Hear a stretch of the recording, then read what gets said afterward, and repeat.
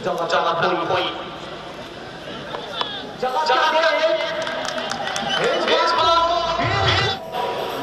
भारत ने डेट को बचाना चाहेंगे 14.17 feet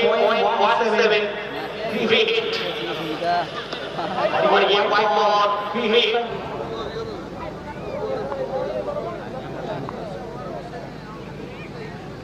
इस बार भी दूर था, इस बार भी एक खराब गेम,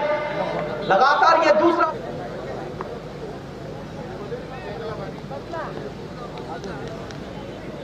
एक पिंटू भाई को तरफ हार्ट्रिक छक्कारे 2000 टंकार पुरस्कार 87 रन 2 गोटी विकेट सप्तम ओवर जगत राम भोई को सामना रे असलम खान नो बॉल और एक बार जगत free hit game super hit shot गगन चुप्पी लेकिन यहां पे वापसी करना पड़ेगा जगत को नहीं वापसी नहीं अरे राहत की पत्थर को चकमा चुप बड़ा ओवर और भी बड़ा बनेगा और एक नो बॉल है ऑलरेडी 27 रन आ चुका है फ्री हिट गेंद